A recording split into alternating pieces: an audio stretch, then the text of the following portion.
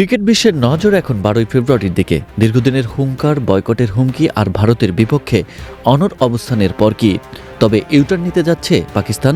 Champions trophy আয়োজন নিয়ে ভারত এবং পাকিস্তানের মধ্যে যে স্নায়ুযুদ্ধ চলছিল তার অবসান ঘটতে যাচ্ছে আগামী 12ই ফেব্রুয়ারি। খোদ আইসিসির পক্ষ থেকে বড় কোনো ঘোষণা আসতে পারে ওই দিন। পাকিস্তান কি শেষ পর্যন্ত ভারতের হাইব্রিড মডেলের কাছে নতি স্বীকার করেছে, নাকি পর্দার আড়ালে অন্য কোনো বড় চুক্তি হয়ে গেছে? গত সপ্তাহ আগেও পাকিস্তান ক্রিকেট বোর্ড বা পিসিবির চেয়ারম্যান মহসিন নকভি হুঙ্কার দিয়েছিলেন যে ভারত যদি পাকিস্তানে খেলতে না আসে তবে পাকিস্তানও ভারতের সাথে কোনো ম্যাচ খেলবে না। এমনকি 2026 সালের টি-20 বিশ্বকাপ বয়কটের হুমকিও দিয়েছিল তারা। কিন্তু 12ই ফেব্রুয়ারির যত কাছে আসছে পাকিস্তানের সেই সুর যেন ততই নরম হয়ে আসছে। অভ্যন্তরীণ সূত্রে জানা গেছে আইসিসির বিশাল অঙ্কের আর্থিক জরিমানা এবং আন্তর্জাতিক ক্রিকেটে একঘরে হয়ে থাকার ভয়ে পাকিস্তান এখন ইউটার্ন নিতে বাধ্য হচ্ছে। বয়কট নয়, বরং টুর্নামেন্টটি সফলভাবে আয়োজন করার লক্ষ্যে পিসিবি এখন বিকল্প প্রস্তাবগুলো পর্যালোচনা করছে। অর্থাৎ ক্রিকেটের স্বার্থে পাকিস্তানের এই পিছু হটাকে এখন সময়ের দাবি হিসেবে দেখা হচ্ছে। কেন 12ই ফেব্রুয়ারিকে এত গুরুত্ব দেওয়া হচ্ছে?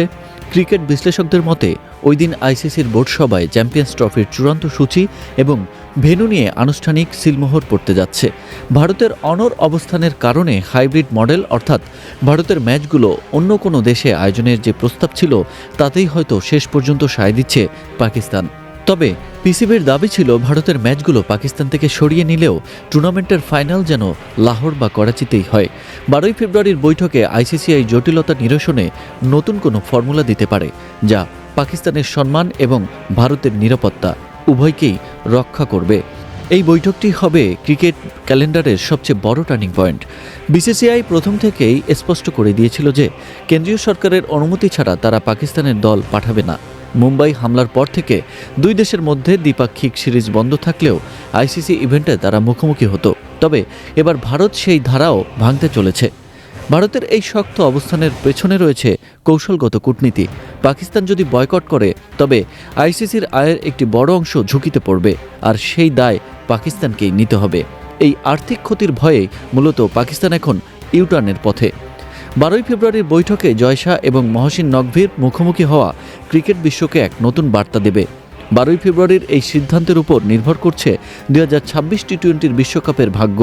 কারণ পাকিস্তান যদি এবার নতি স্বীকার করে তবে আগামী বছর ভারতে গিয়ে তাদের বিশ্বকাপ খেলার পথও পরিষ্কার হয়ে যাবে। ক্রিকেট ভক্তরা চান মাঠের লড়াই, রাজনীতির লড়াই নয়। পাকিস্তান কেন হঠাৎ বয়কট থেকে ইউটার্ন নিচ্ছে তার পেছনে আইসিসির বিশেষ প্যাকেজ বা অন্য কোনো দেশ থেকে বড় কোনো নিশ্চয়তা আছে কিনা তা নিয়ে ধোঁয়াশা রয়েছে। তবে এটুকু নিশ্চিত, 12ই ফেব্রুয়ারির বৈঠকে যে সিদ্ধান্তই আসুক না কেন তা ক্রিকেট ইতিহাসের এক বড় নজির হয়ে থাকবে। পাকিস্তান কি পারবে নিজেদের মাঠের গৌরব রক্ষা করতে, নাকি বিসিসিআই এর আধিপত্যের কাছে মাথা নত করবে? বয়কট না ইউটার্ন, 12ই ফেব্রুয়ারির ফয়সালা ক্রিকেটের ভবিষ্যৎই বদলে দেবে।